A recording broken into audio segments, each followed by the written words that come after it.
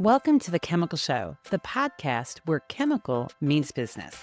I'm your host, Victoria Meyer, bringing you stories and insights from leaders driving innovation and growth across the chemical industry. Each week, we explore key trends, real-world challenges, and the strategies that make an impact. Let's get started. Welcome back. Excited to have this conversation today with some really great leaders. As we get started, though, a couple of announcements. So in honor of International Women's Day and Women's History Month in March, we are featuring interviews with female executives throughout the month of March. So stay tuned. You're going to hear a lot of great stories and insights from women across the chemical industry, and you definitely want to tune in. The second piece is, of course, if you are new to the Chemical Show, follow us on LinkedIn, subscribe on your favorite podcast player. And then the third piece is mark your calendar for our next Chemical Show Live, which will be held on April 9th. Details will be forthcoming. So let's get started. I am super excited to welcome some really amazing women to the Chemical Show today. So we have Kristen Corbitt, who is the president and CEO of Mays Chemical, which is now a Ravago Company. And I think Kristen might share a little bit of that story with us. Angie Griffin, who is chief commercial officer for Third Coast. And then Emelia Nosser, who is chief procurement officer for Pactiv Evergreen. I just really thought it's a great chance to share some insights, share some stories about how these ladies got to the positions that they are. And as we were calling it, it's the road to the C-suite. If you guys are a basketball fan, right, we are in March Madness is approaching. So it's the road to the Final Four. Well, this is the road to the C-suite, which may be harder than the road to the Final Four. So I don't know. We'll see. Anyway, let's go ahead and get started. I love to start all of our conversations with origin stories. So, tell us a little bit about yourself, what got you interested in the industry, and how you got to where you are today. I'm going to start with Emelia. Okay. So hi to everybody. I didn't get in the industry deliberately, so I kind of fell into it. I got a temp role at what was called Lever Brothers at the time, which is now Unilever. And they put me in purchasing to buy aroma chemicals to make fragrances with. And I fell in love with it. So for me, being able to work for a company that you make something, you can see it, it's tangible, you can touch it, it's in a store, it's in people's homes, it contributes to their life in some way. I like that. I like being able to tell people, they say, "What do you do?" And I go, we make the paper for Starbucks cups. Like it just seems more real to me. And so that's how I got into it. And I've been in it for over 35 years and I've never felt the need to leave. I love it. Awesome. Thanks for that. Angie, how about you? Well, honestly, it was out of a bit of desperation. So I have a degree in English. And after I graduated and didn't have any marketable skills, I doubled down and got a master's degree in English. And then I graduated from there and still had no marketable skills. But fortunately, it was about the same time Equistar was forming in Houston. I was living in Florida, but my uncle was an employee at what they call Little Lyondell, which was the old polymer business. And he was peddling polypropylene for the carpet fiber business. And they were looking for people to fill out their supply chain base at Equistar in Houston. They were trying to move people from Cincinnati, which people from Cincinnati weren't really willing to move to Houston. And he told me they were looking for customer service reps, and the pay was, I think, $30,000 a year, and there was insurance. And as an English major, I never thought I'd make $30,000 a year or have medical insurance. So I hopped at the chance and moved to Houston, and I thought it'd be temporary. Knew nothing about petrochemicals, knew nothing about the industry. But like Emelia, fell in love with the company, with the industry. I think for the majority of the population, they have no clue how the things that they consume and use on a daily basis get in front of them. It's a fascinating industry to be in. So fell in love with that, fell in love with Houston, fell in love with Tex-Mex, and haven't gone back. And you left Lyondell and you're now at Third Coast. When did that happen? In 2013. So midway through where I am today, about halfway through the career so far. Awesome. And by the way, your story about, like you came to Houston temporarily, that is like everyone's story. I had an event last night and people were making some intros, and everybody kind of collectively said, well, I moved here for 5 years, and then it's Okay. been, 20 years or 25 years, or in this one person's case, 50 years. So I think that's it's a what makes hard it so place to leave. so special because there are so many of us that didn't, grow up here. There's a nice Yeah, community of it's very diverse. Yeah. Lots of true. different backgrounds and experiences. Very true. Awesome. Kristen, how about you? Tell us a little bit about yourself.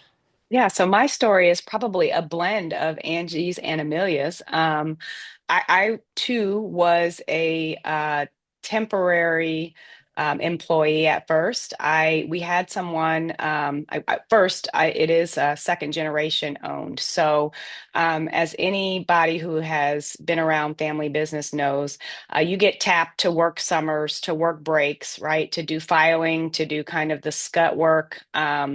That nobody else really wants to do, but it's necessary. So I had spent the better part of my teenage years working in the business, just doing filing, doing spreadsheets for accounting.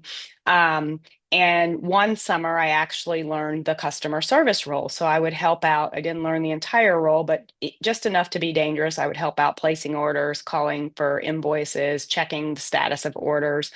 And so fast forward to my junior year in college, we had someone who went out very suddenly at the company in the customer service department, and she handled one of our major customers. At the time, my cousin was running the customer service department, and she said, "Hey, we're looking for somebody to hire. We have no idea how long this person is going to be out. Can you, and we're not even really sure that we want to hire somebody else if her leave is going to be fairly short. Can you come fill in for a couple of weeks?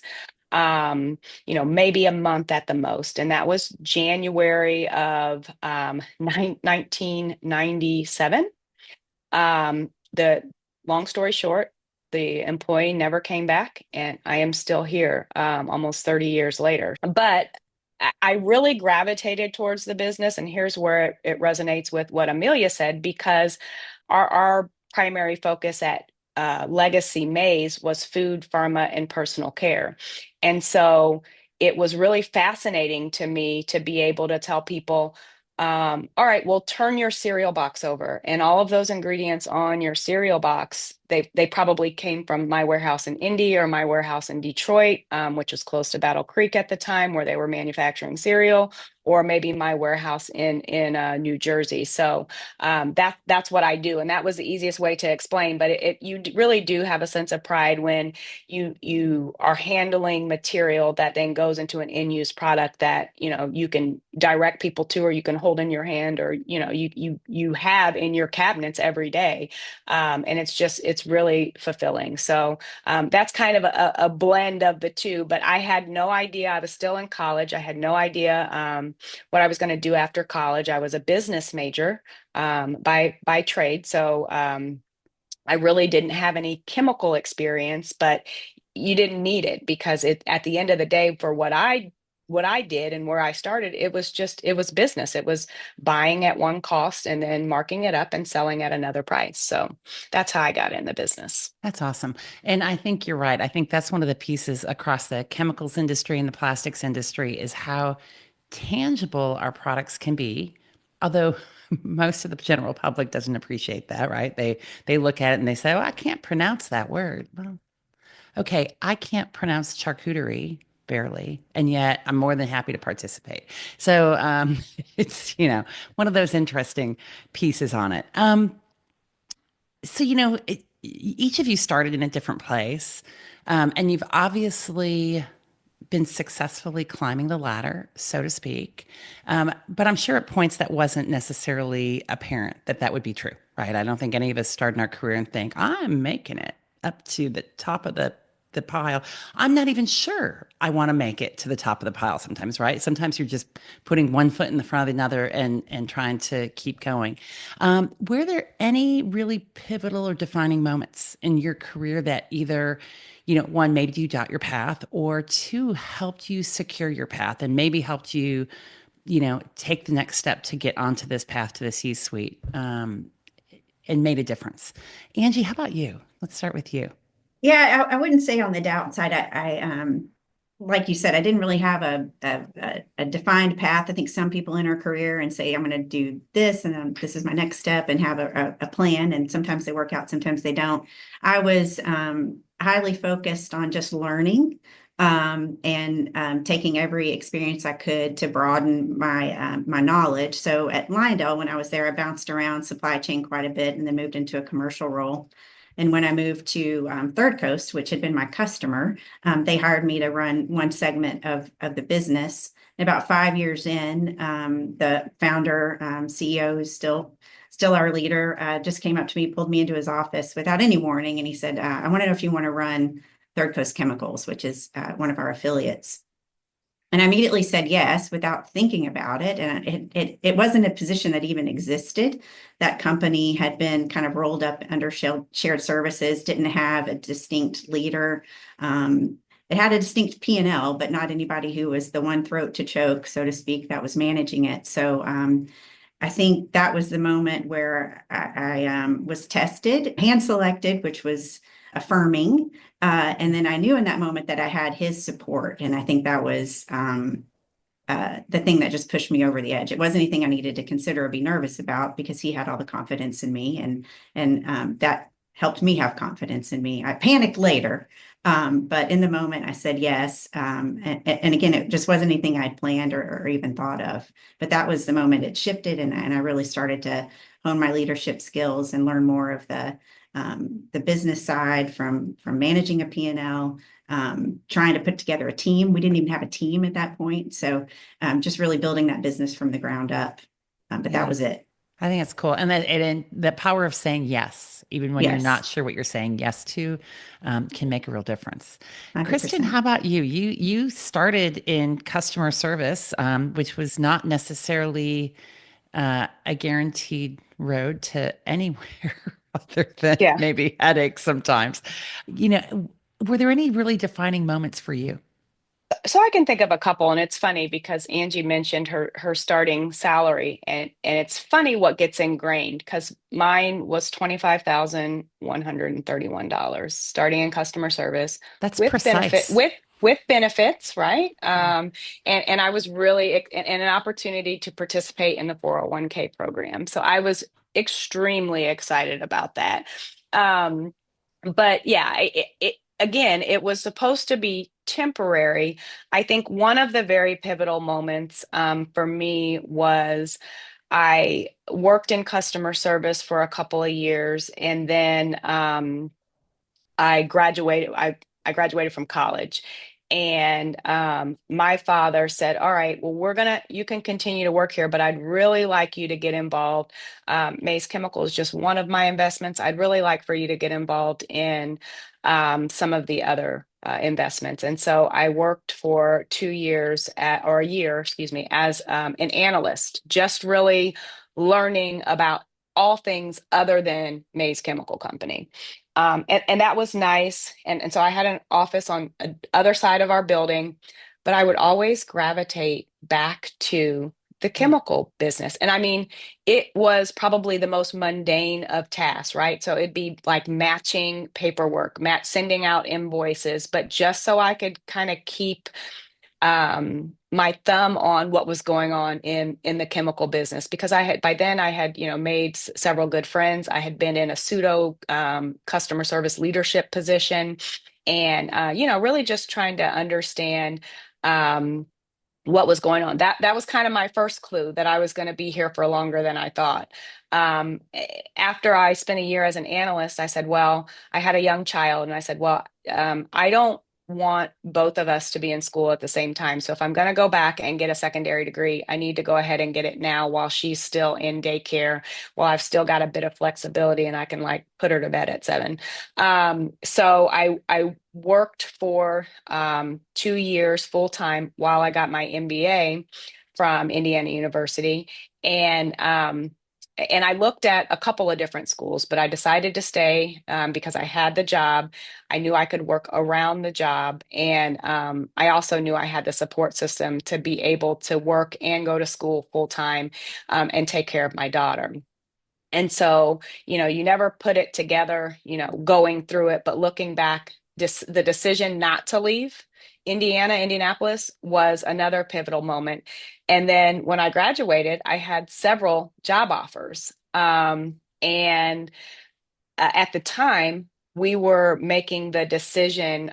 We had gone through ERP implementation, and as many of you know, those don't always go as planned. And so Painful, so painful. it was pretty disastrous for us. I mean, a loss of customers. It was, and then we kind of had a migration of employees away from the business as well, because of kind of the ERP system and the frustration with that. And so I would say that was probably the most pivotal moment, was deciding to stay in the midst of the chaos and help figure out how we get out of this mess.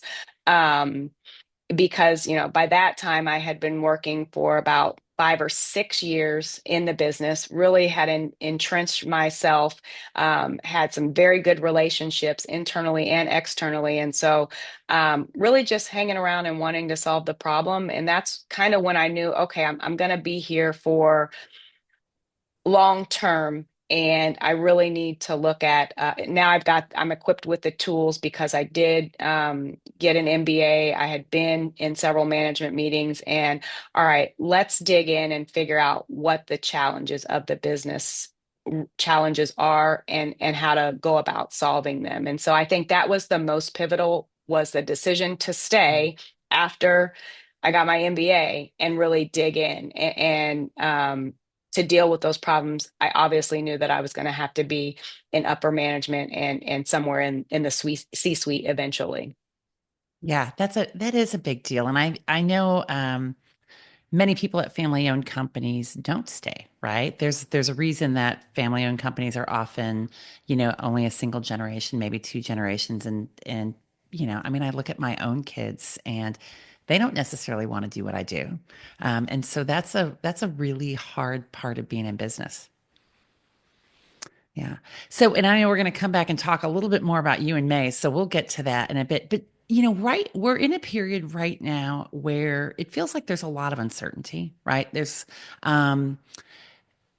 companies keep making announcements about layoffs. People are making transitions or thinking about making transitions or being forced to make transitions between companies, between businesses, et cetera. And each one of you have had some significant transitions, whether it be across companies, right? So Angie, you went from a very big company to a very small company. Kristen, going from a small, mid-sized family-owned company to a giant company now that Ravago's acquired May's. And then, of course, Emelia, you've gone mostly through public companies, which is interesting. We were talking before we got on that this sale of Pactiv Evergreen and going private is its own bit of uncertainty. What have you guys found to be really critical in maybe just making yourself ready for those significant transitions, and figuring out how to be successful in a new environment, which, the grass is not always greener on the other side. And you have to figure out how to navigate in that new environment.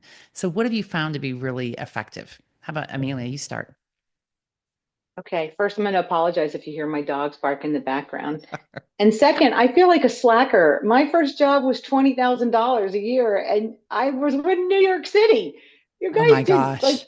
what? I'm at the bottom end of the pole or something. I have changed companies many, many times, which I guess is good and bad. And I've changed industries each time. For me, what I try to do is, if I'm going to make a change, I want to make a change where I'm either going to take on a new role that's going to give me a breadth of experience, or get into a new industry to see if I can learn something new about how I do what I do, but in a different place. What I found helpful was I never tried to do like everything at the same time. So I never tried to change an industry with a new job, with a new function, and in a new state. That can be a lot.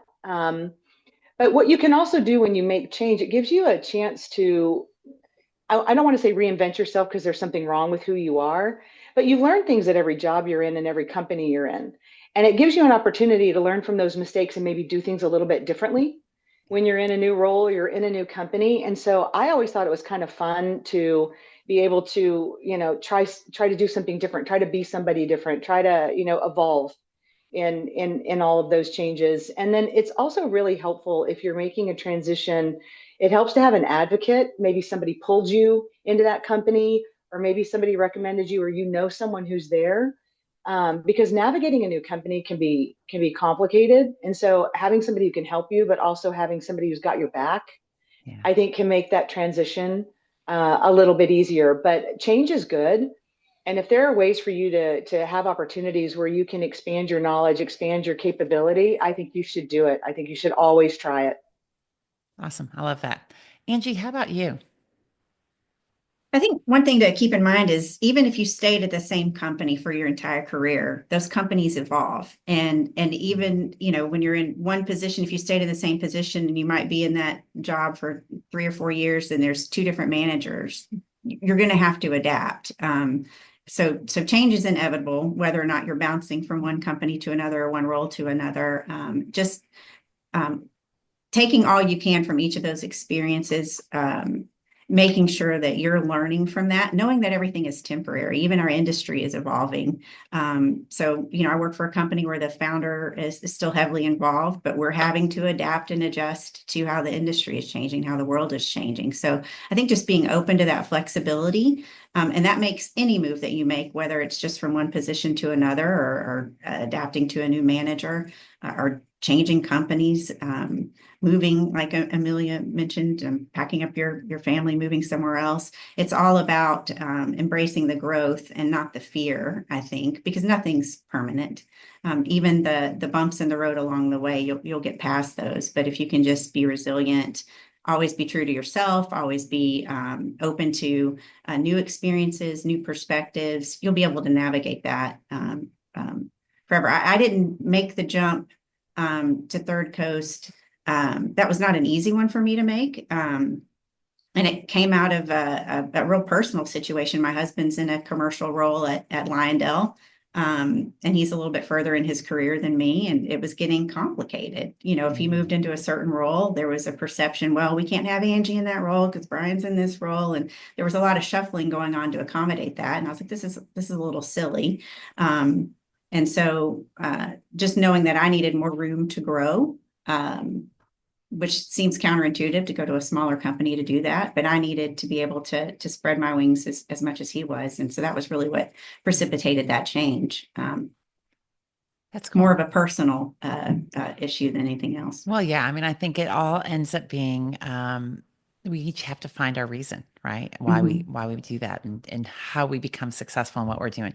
Kristen, how about you? I mean, I think you're still maybe in the midst of some big changes company wise. Yeah.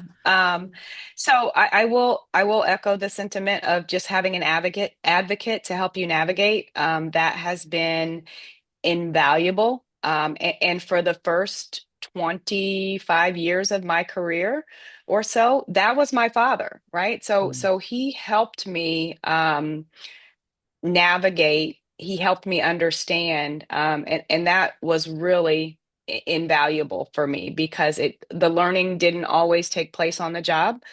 The learning took place at a Sunday dinner table or on a family vacation. Well, hey, why does this happen the way it does? Or why do we have this person in this role? And really having a desire to help you learn, having that person that has a desire to help you learn and navigate and understand, and then really help you with some of your challenges, I think, again, is invaluable. The other thing that has been very helpful for me in navigating all kinds of change, because change is inevitable, it is really just having a positive mindset.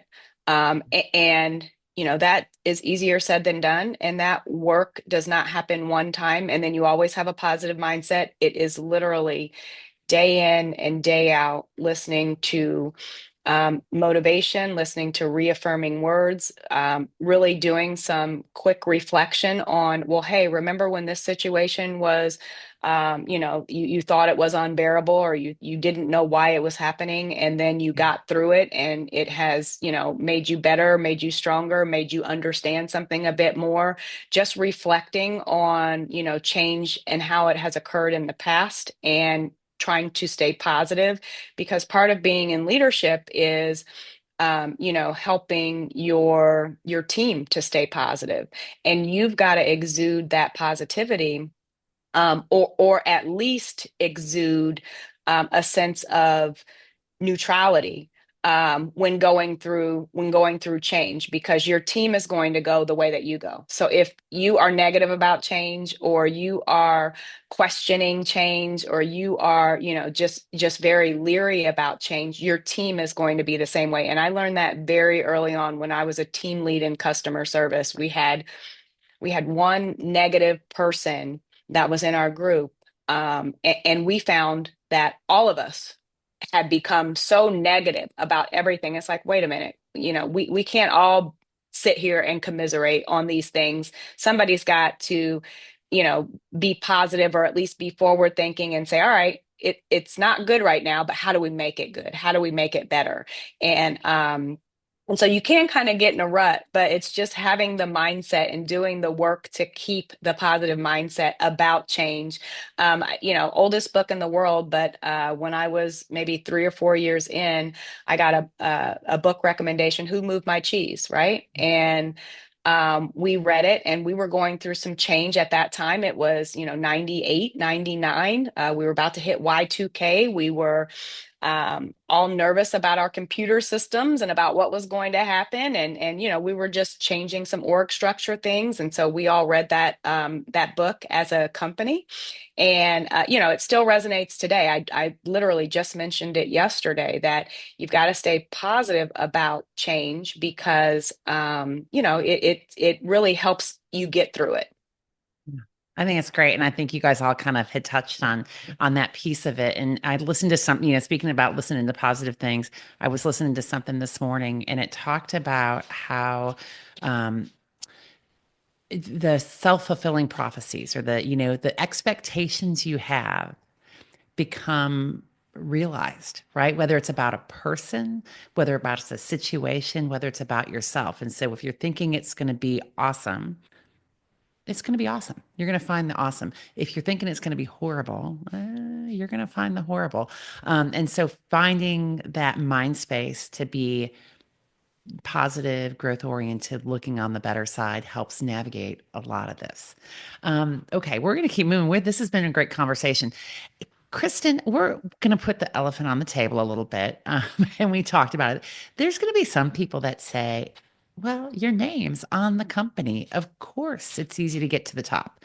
And yet, I know that you've had to earn that right. And in fact, maybe you can share even just if there were, I don't know if you have any siblings that would have potentially also been in leadership of Mays. And then you've also recently helped the company navigate a really significant decision in selling to Ravago, and then taking a leadership position in a much larger company. But let's just start with this whole idea that it's easy to get to the top when your name's on the company. I'm guessing it maybe is sometimes even harder. Yeah, I think I think my path was, I don't know, I don't want to say it was more difficult, but I think it was just as difficult as anyone else walking in the door. And that's why I mentioned my starting salary. One of the first revelations I had is that someone who was brought in after me made more than I did. And it was completely justified. He was a male, and he was bilingual. He did not have the experience that I had, so he had to be fully trained from the beginning. But he made more than me, and I was like, "Hey, that there's not going to be any nepotism here, I guess." Not that I was expecting it, but I think a big part of my career path and my jagged journey to the C-suite was really gaining functional, relatable knowledge about every single aspect of this business. And that is really what gave me the credibility and gave people the confidence in my ability to lead the company, because I had worked alongside with so many of my colleagues over the course of the years. And I really did have a functional role working in or managing every single aspect of our business. And so that gave me, and I still look to do that today. So it gave me the confidence that I knew what I was talking about. But it gave other people the confidence that, oh, she's not just leading us because she happened to be the second child born to Bill Mays. No, she's paid her dues and she has worked alongside of us and she understands this. And then she can advocate for what we need, or she can relate to what we need in this department or that department. I always tell folks all the time, my job as a leader is to get you the resources you need so we can get the job done. And so I think that is really what helped me gain both the internal credibility and the internal confidence, and then the external credibility. Had I been, you know, somewhere else and then come in and started to run the business, I think I would have had a much more challenging path, because and a much more, steeper learning curve.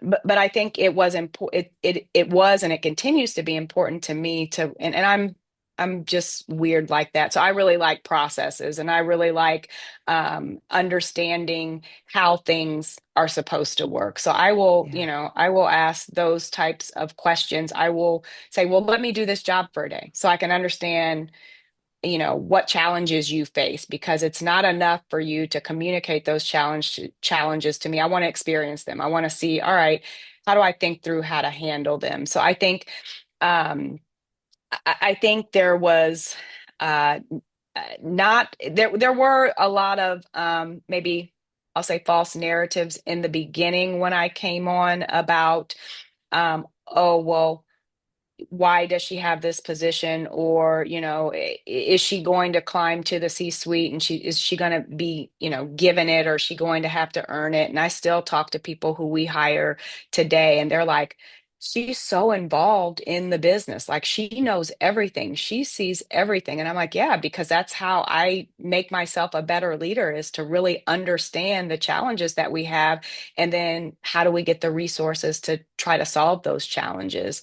But I did deal with that. I dealt with that as a person with the last name on the building. And so much so that when I was married to my first husband, I changed my name, right? Like, I didn't want there to be any any stigma attached. So I, took my husband's name, my first husband's name, and that's just, externally, that's who I was known as. And no one knew, and no one was, any the wiser that I was related to ownership. And that was really when I was in an more external facing position at that point in time. So it is tough. I will tell you, it was not easy. I was removed from a position at one point in time, and moved because I was very vocal about what I thought was the correct way and the incorrect way to do things. And so if there were sides to take, mine was not taken. It was the other person's side.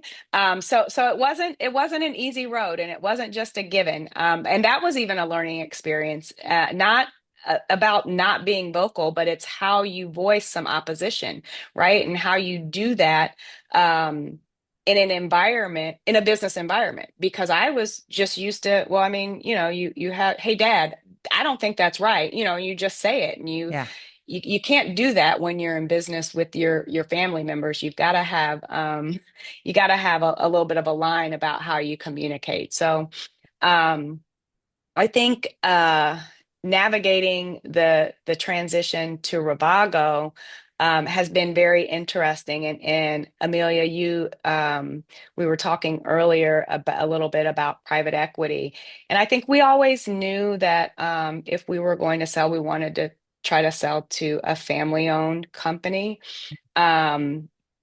Somebody who shared our values, and I think with the Russos family, they're the owners of Ravago, we have found a great partnership. And so it always helps when you are aligned with ownership, who that ownership is, on values. You won't aligned on every single decision, but on values and on just good old fashioned principles.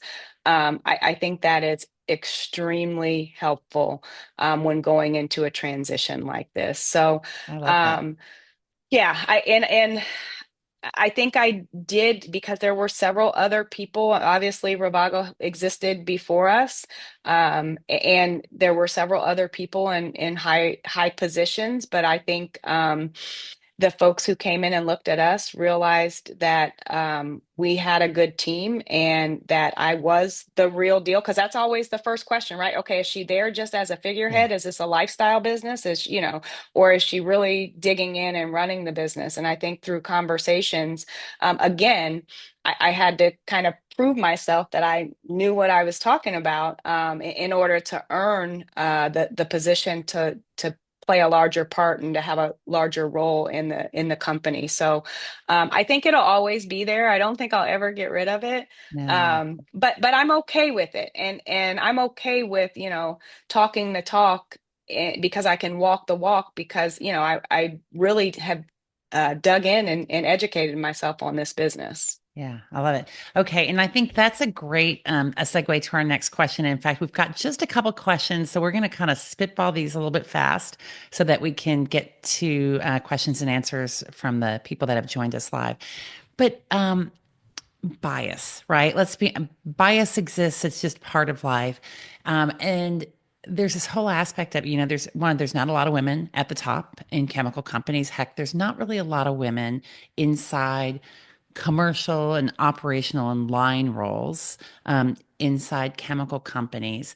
And, Kristen, a bit of your story makes me think about the fact that you felt like you had to do everything and know everything in order to earn your position. And, we don't know what might have transpired if somebody else was taking that role. But it also strikes me that sometimes it feels like women have to do better than men to get the next role, have to be, stronger, more engaging, do more work to earn their place.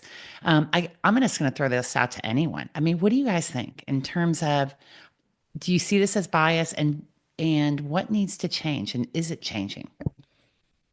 I think it's changing for the better. So we all started our careers in the 1900s, and if you were to put a panel of women that were in leadership on the screen, then they wouldn't look like any of us. When I started in the industry, the women that were in leadership, even in the commercial roles, were engineers with MBAs.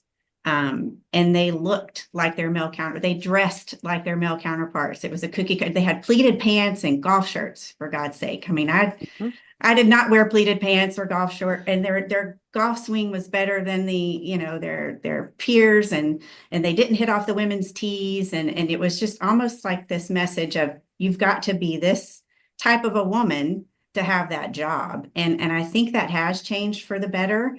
I do think women are conditioned to wait to be tapped on the shoulder, which is exactly what I did in my example earlier. I didn't ask for a job. I was approached, where men will seek the job they're not quite qualified for because it's the next job they want.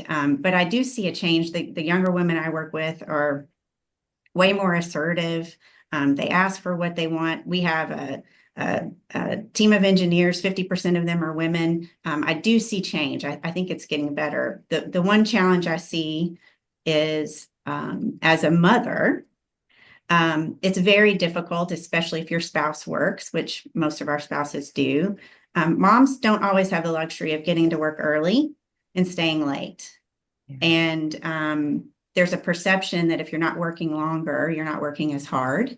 I think that's one that we still have to overcome. And so some of these women's careers kind of stall at that point. They decide to become mothers.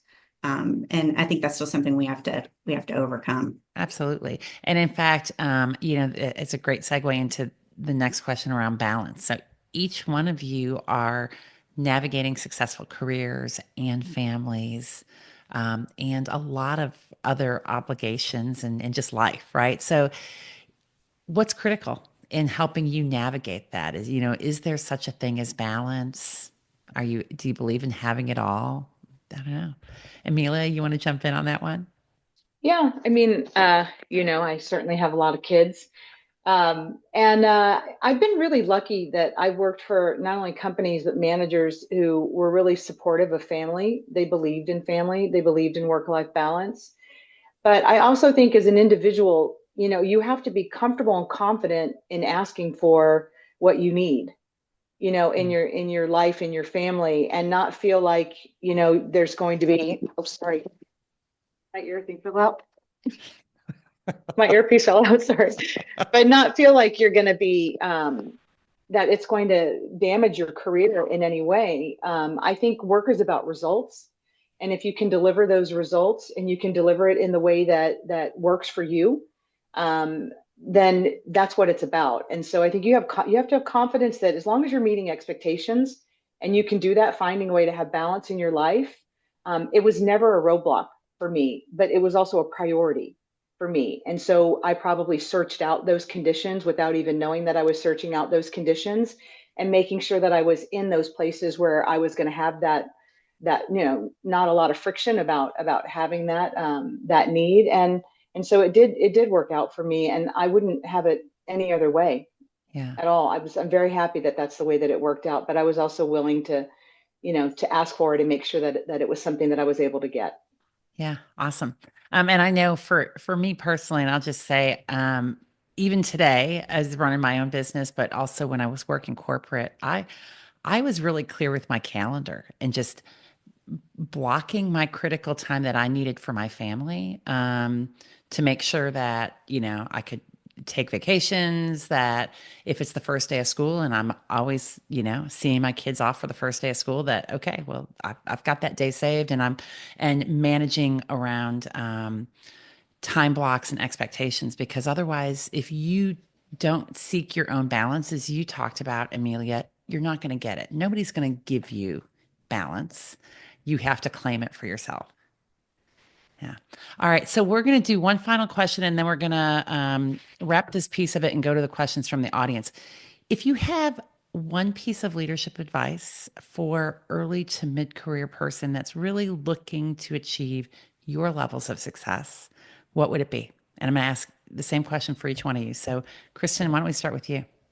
Yeah, I think the ability to be nimble and be flexible, whatever that means to you. So we just got off the question of work-life balance, and so that may mean something totally different to me than it does to Angie or to Amelia. But being able to be flexible, because the industry, I think, for a long time, had small changes, but no real dynamic changes. And then probably in the mid 2000s, we saw an influx of change within industries, within consolidation, within regulation. And so I think just the ability to stay nimble and stay flexible within the chemical space is going to be a critical component of success in trying to make your way to the C-suite. Awesome. Love that. Angie, how about you? I got a piece of advice when I was at Lyondell. There was a big push for people to take positions that would round them out or develop a weakness. And someone said to me, you should always take positions and seek positions that highlight your strengths, not those that develop your weaknesses. And sometimes I know that's hard to navigate when, especially if your corporate culture is to say, hey, you need to come out of this supply chain role and be a business analyst, which God bless you, Kristen, for doing that. Not in my wheelhouse. But if I had done that, that would have been detrimental to my career. I would not have succeeded, and performance evaluation time would come around and I'm like, oh, she's just not cutting it, when I was shining in another role. So I think be selective. It's okay to say no in the appropriate way, and just make sure you're always putting yourself in the best position to utilize your strengths and where you can add the most value. Awesome. Emelia.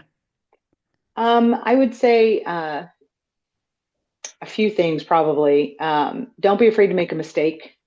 I think a lot of times it's more about how you recover from a mistake than the actual mistake. You learn a lot from mistakes. You also learn a lot from managers that you don't like. So don't be afraid of working for somebody that you don't like. It teaches you what you don't want to be when you're a manager. I would say get uncomfortable with being uncomfortable. You'll find out a lot about yourself if you do something that makes you really uncomfortable. And accountability and communication. You got to be accountable for your work, for yourself, for your actions. You can only control those things. You can't control anybody else. You can only control how you react to them. And I think that I wish that when we were all in school, that they made us focus more on communication, written, oral. I think people underestimate how you take something from your head and, you assume everybody knows what you know, and that's your point of communication where you start. And communication is absolutely critical. Yeah. Absolutely. I love that. Awesome. Well, ladies, thank you for joining me today and for sharing your wisdom with the people that are live with us today, as well as the people that are part of the Chemical Show community. And I've really enjoyed today's conversation. Thanks for joining us today on The Chemical Show. If you enjoyed this episode, be sure to subscribe, leave a review, and most importantly, share it with your friends and colleagues. For more insights, visit thechemicalshow.com and connect with us on LinkedIn. You can find me at Victoria King Meyer on LinkedIn, and you can also find us at The Chemical Show Podcast. Join us next time for more conversations and strategies shaping the future of the industry. We'll see you soon.